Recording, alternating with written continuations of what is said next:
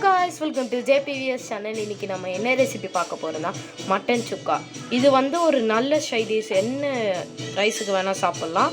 So இது first நம்ம இதுக்கு வந்து மசாலா அரைச்சிடலாம். 8 காஞ்ச மிளகாய், சீரகம் 2 டீஸ்பூன், மிளகு 3 டீஸ்பூன், மல்லி 1 டீஸ்பூன். இப்போ இது வந்து நம்ம மிக்ஸியில் வச்சு அரைச்சிக்கலாம் நல்லா. இது வந்து நல்லா ஒரு ஃபைன் பவுடராக வரணும். ஸோ நாங்கள் வந்து 3/4 கிலோ மட்டன் எடுத்துருக்கோம். இது வந்து ஒரு 8 பேர் தாராளமாக சாப்பிட்லாம். ஸோ இப்போ மட்டன் நல்லா வாஷ் பண்ணி குக்கரில் வச்சிட்டோம். இப்போ 1 டீஸ்பூனு மஞ்சள்தூள் ஆட் பண்ணிக்கலாம்.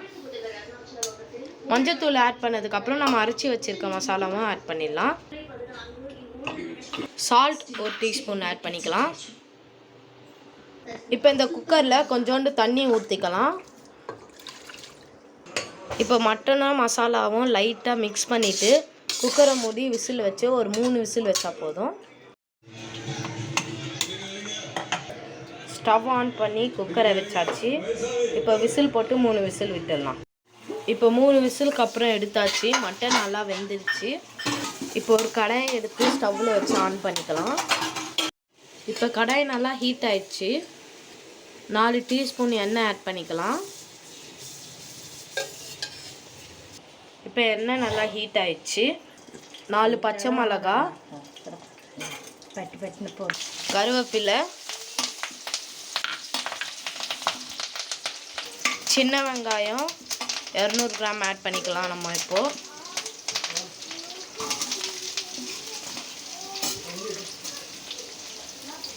நீங்கள் இந்த சின்ன வெங்காயம் ஆட் பண்ணிங்கன்னா ஃப்ளேவர் சூப்பராக இருக்கும். பெரிய வெங்காயத்தோட டேஸ்ட்டும் சூப்பராக இருக்கும். இஞ்சி பூண்டு பேஸ்ட் இப்போ ஆட் பண்ணிக்கலாம். இப்போ உப்பு ஆட் பண்ணிக்கலாம் 1 டீஸ்பூன். இப்போ நம்ம வேக வச்ச மட்டனையும் ஆட் பண்ணிக்கலாம். இப்போ இதெல்லாம் நல்லா மிக்ஸ் பண்ணிக்கலாம். இப்போ பார்த்தீங்கன்னா கொஞ்சம் கிரேவியாட்டம் இருக்கணும். நல்லா மிக்ஸ் பண்ணிகிட்டே இருக்கணும். இந்த இது வந்து வறுவல் மாதிரி ஆகணும். அப்போ தான் நம்ம ஸ்டவ் ஆஃப் பண்ணிடலாம். இந்த ஸ்டேஜில் நம்ம 1 டீஸ்பூன் கரம் மசாலா ஆட் பண்ணிக்கலாம். இப்போ நம்ம மட்டன் சுக்காவை மட்டும் சொல்ல வேணாம், இதுக்கு மட்டன் வறுவலும் சொல்லலாம். ரெடி ஆகிடுச்சு. ஸோ இந்த ரெசிபி நீங்கள் உங்கள் வீட்லேயும் ட்ரை பண்ணி பாருங்கள்.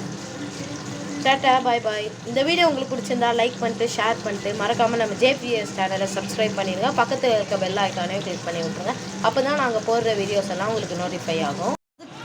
அதுக்கப்புறம் இந்த ரெசிபியில் உங்களுக்கு ஏதாச்சும் டவுட் இருந்தால் கமெண்ட்டில் சொல்லுங்கள். சீக்கிரமாக ரிப்ளை பண்ணுறோம்.